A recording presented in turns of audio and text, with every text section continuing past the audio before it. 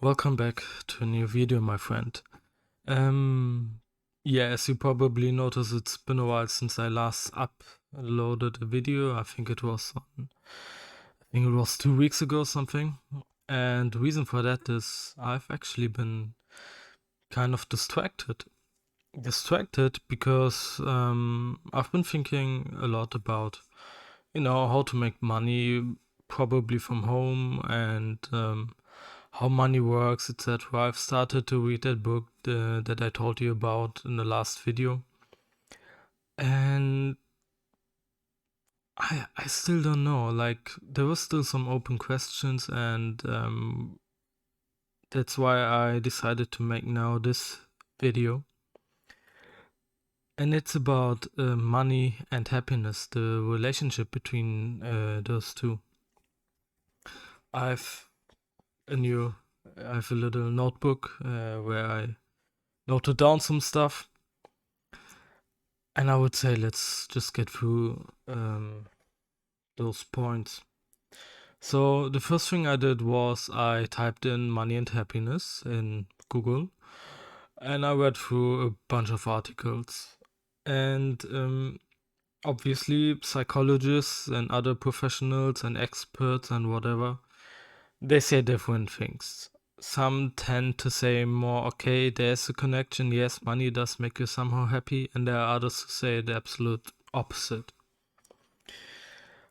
What I found is in multiple articles was that one study from over 10 years ago came to the result that people with a higher income, which was capped to $75,000 a year. I don't know why it was capped at there, but that's the point where they said it. Well, that people with a higher income are more happy.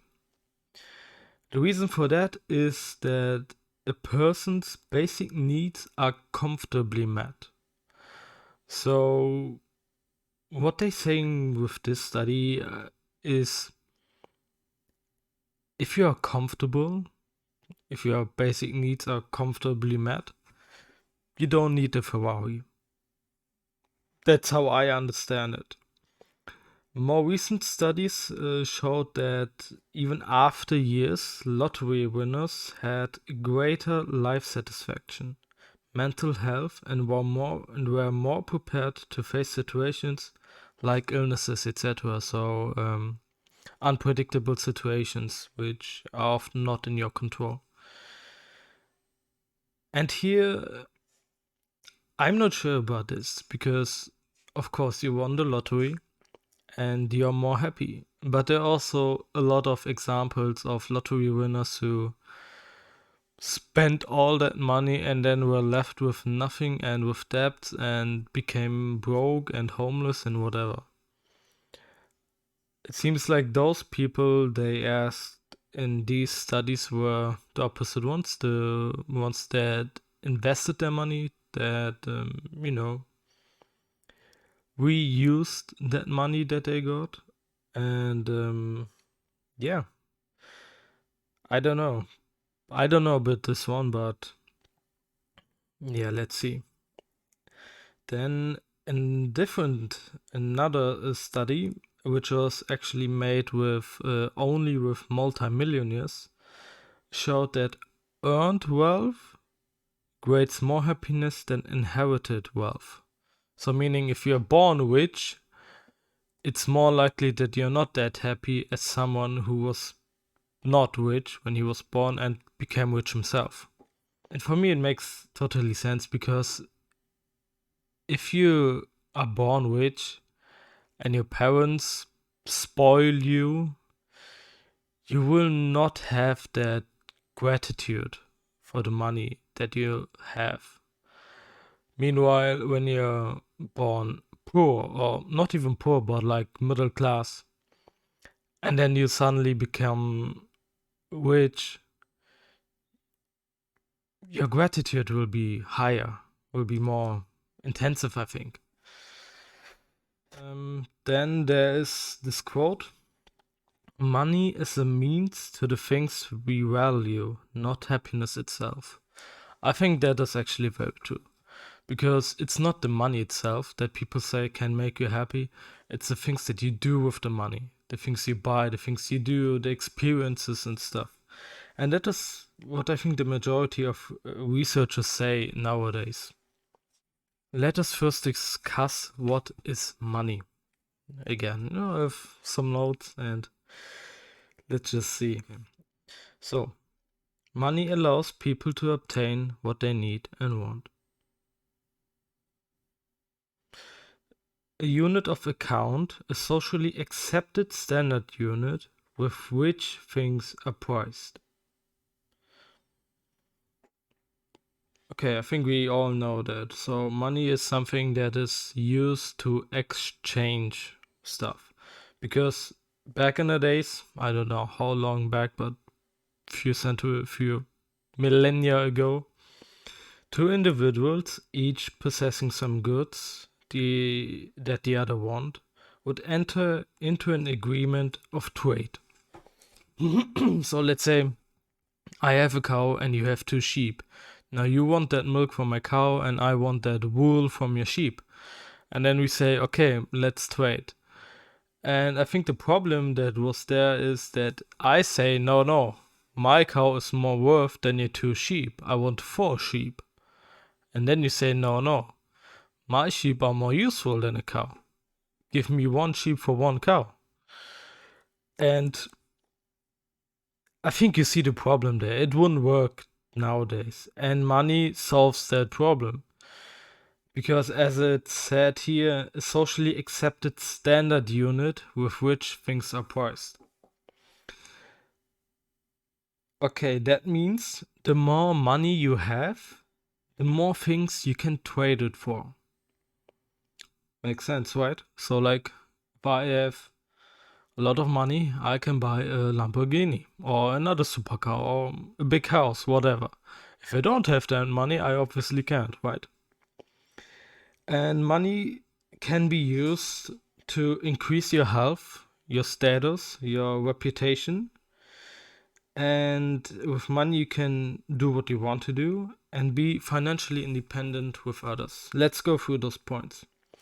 Increase health. How can money increase your health? Well, in some countries, they don't have a healthcare system. So if you don't have money and you get an illness, not looking that good. But if you have that money, no problem. In other countries, where you have an health system, there's still a difference between those who pay themselves and those who don't. For example, in Germany, everyone who works is insured. But there are some people, the ones who have enough money, that are privately insured. They have a private insurance, health insurance, and they get better treatment. They get the appointments with the doctors and not just the assistant doctors or so. And they don't have to wait for an appointment for 3 months or more. They get it immediately, nearly immediately. And also, if you have the money, you probably have also a means to reach the more specialists. For example, you have a very rare disease, you go to the hospital or to your normal doctor, and he says, yeah, I can't do much about it. But you have that money, you can find that specialist, go to him, let it treat, and be well again. Status. I think status is kind of obvious, right? If you have a big watch, if you have a big house, if you have a nice car, whatever, it will definitely increase your status. Reputation. Now, this is a very interesting point. Because what you do with money can have an impact on your reputation. For example, if you just spend your money for yourself, you buy every week a new watch, you buy every few months a new car, it's good for you. It's nice to have those things, I guess, but your reputation won't really increase. But if you use your money to, for example, tip very well in a restaurant, or to help friends out, or, to do some other nice stuff for people that you know, or in your local community, then your reputation will actually increase. I think this is an often overlooked point, and I understand why it is overlooked, because some people just don't care about it. Other people do, and yeah, that's why I'm mentioning it, because I think it still plays a part when it comes to money. Doing what you want to do, it's obvious. If you want to skydive, you can go skydiving. If you want to sit on a beach in, I don't know where, some Pacific island, you can do so. If you're broke, you obviously can't, right? And being financially independent from others. I think this is what a lot of people want to achieve now, financial independence. I think it is a very good goal, because it is, right?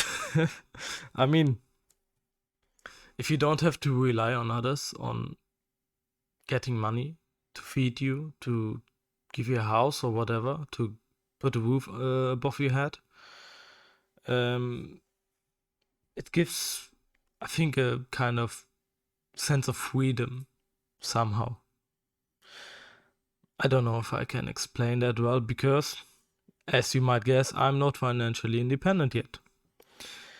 Alright, so that is money. Now, what about happiness? Where is it here? Well, happiness is a feeling, right? So there was an article by Psychology Today, which says happiness is a state of well-being that encompasses living a good life, one with a sense of meaning and deep commitment. Yeah, I think that's what we all can agree on. And there are signs of happy people, of a happy person, which are actually quite interesting. So a happy person, where is it? Is modest and patient, is open to learn new things, smiles and laughs a lot, goes with the flow, whatever that should be, I don't know. Practices compassion, is often grateful, exercises self-care, enjoys healthy relationships, and a few more which I didn't write down. Do you live like that? I don't think I don't. I mean, open to learn new things, yes. Self-improvement, that's what we are talking about, right? Modest and patient, sure. Smiles and laughs, depending on the situation. I don't go around just with a big smile, no. Goes with the flow, no idea what that should mean. Practices compassion, well, obviously only to those who we care about, right? I mean, I don't know what you think about this, but yeah, it's often grateful. That's a good point. Being grateful is very important, I think, and it's very rare nowadays. Exercise is self-care. I mean, again, that's also like part of what we want to achieve here. Self-improvement, self-care, it goes hand in hand. Enjoy healthy relationships. Well, that is something that you cannot often control. You cannot control who your neighbor is. If your neighbor is annoying you and is a bad neighbor, you can't do much about it. You can move, yes, but there's no guarantee that your new neighbors will be better. Unless you're rich enough and have a private island or something. Alright. Then, how to be happy. And there are a lot of factors matter, and it is very individual. That's what I can say, and yeah, it's true. Now, what I think is the goal, or what we could do, is instead of trying to achieve happiness, we could search for satisfaction instead. What do I mean by satisfaction? Having a satisfying life. Happy is like at the top, but satisfaction is like one step below. I think it puts you under less pressure If you think, oh, I want to be happy, I want to be happy, I want to do this, and so on, it just stresses you out, I think, at some point. But if you're just cool with being satisfied with your life, I think that is a way that is actually more effective, more better for yourself, and that is what I will do. I will not search for happiness, because why should I, right? I don't know how long it might take, I don't know what happens tomorrow, so really searching for happiness is nothing for me, but searching satisfaction, that is something that definitely sounds good. Alright, what do we have then here? And okay, now I want to read to you a quote. It's what some very rich person said, and I'm just going to read it to you. The smartest thing rich people ever did was come along and say to all poor people, money doesn't make you happy. Don't worry, don't worry. I'll keep all the money because it doesn't make you happy. Have you seen any of them give it away? Have you ever seen a rich man gives his money away? No. They say money doesn't make you happy. You keep slaving away for minimum wage. I'll stay over here a millionaire, but I'm not happy. So don't worry, don't be jealous. Think about this. Think about this for a second. Pause the video, think about this. You might say, rich people donate money to charities and stuff. But let me tell you why. There are two reasons. First of all, it's to increase their reputation. Because if a celebrity donates to some charity, you probably hear from it from media. But the second reason is they can deduct that money from the taxes. Meaning, it's a win-win situation for them. They increase their reputation and they get some money back from taxes.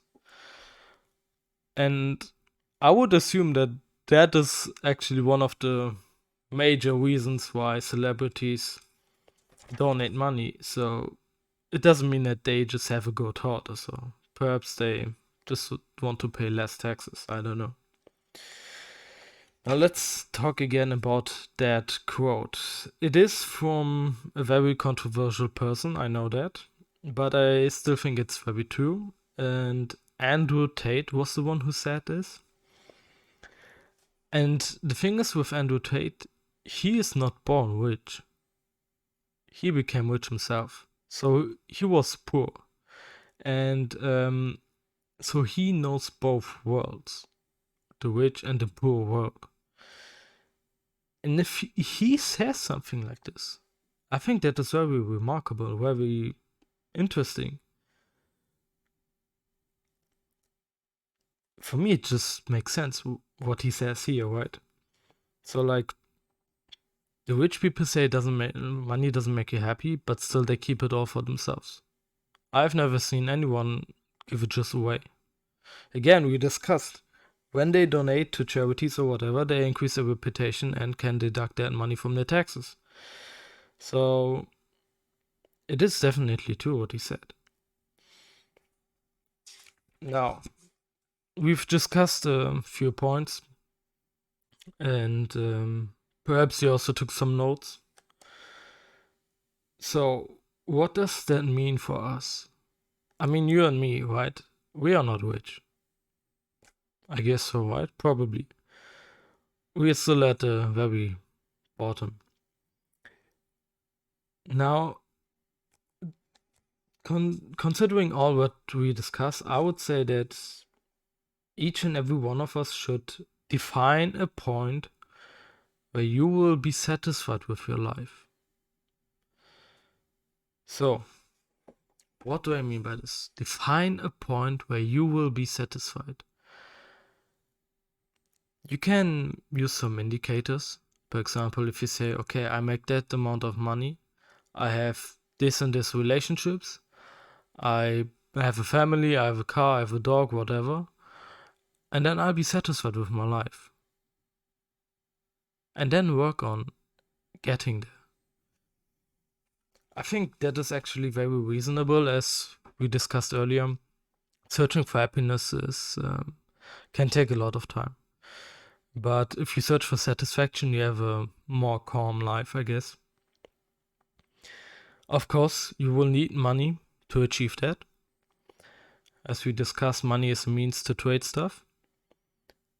And that's what we are working on. I told you I will tell you exactly what I'm going to do.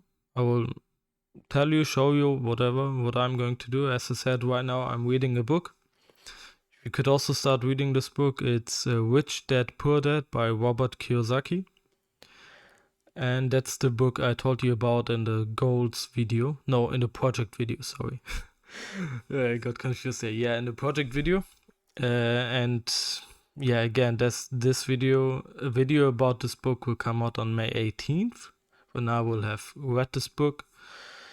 And yeah, that's the thing. So the next step for us would be, how do we make money? And there's a misconception, misunderstanding, harsh truth, you could say, concerning money, and about this certain thing I will talk in the next video. See you then.